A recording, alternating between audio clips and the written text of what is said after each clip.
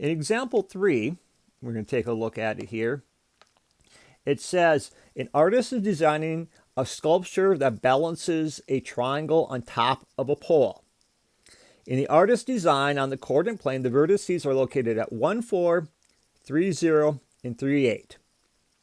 What are the coordinates of the point where the artist should place the pole under the triangle so it will be balanced? In other words, they're asking for the centroid. So let's graph this out, just so we get an idea of what it looks like.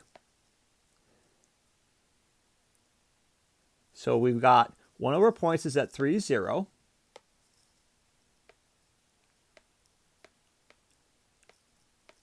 Another point is at 3, 8. And our other point is at 1, 4. So I'll draw that in here. So what I'm going to do is I'm going to draw in my centroid. I know my centroid goes to the midpoint of the opposite side.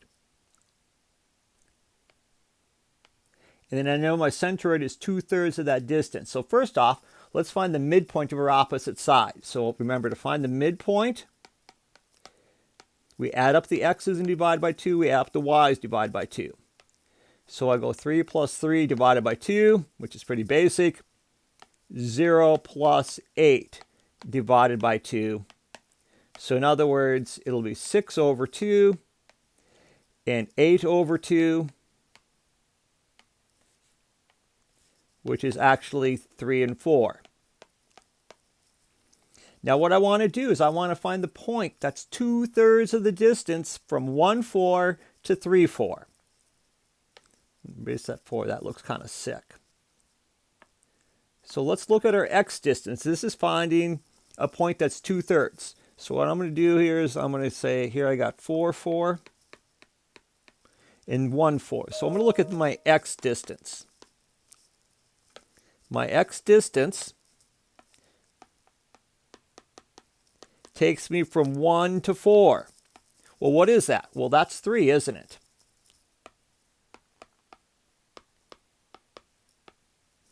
And then I'll find 2/3 of that, or I'll find 1/3 of it from 4, 4. So I'm going to take 1/3 of 3.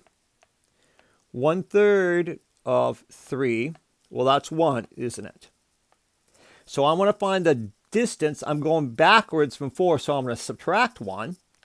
So 4 minus 1 equals 3. I'll do the same thing for the y distance.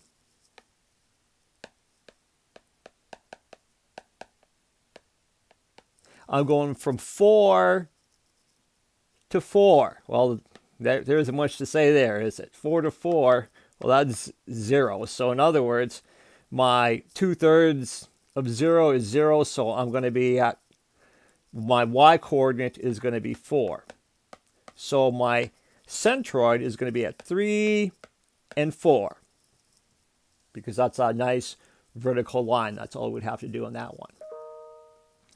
Now, where the altitude connects a segment and is perpendicular to the opposite side, that's our altitude. Where all three of them intersect, that's our orthocenter. The only thing we have to remember is in a right triangle, the altitude is actually going to be the length of a side. So if I have a right triangle, there's my altitude.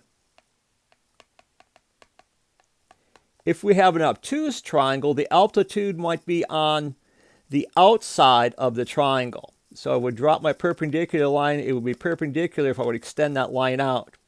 So there's the altitude there. And so your orthocenter could be in the outside of your triangle if it's obtuse.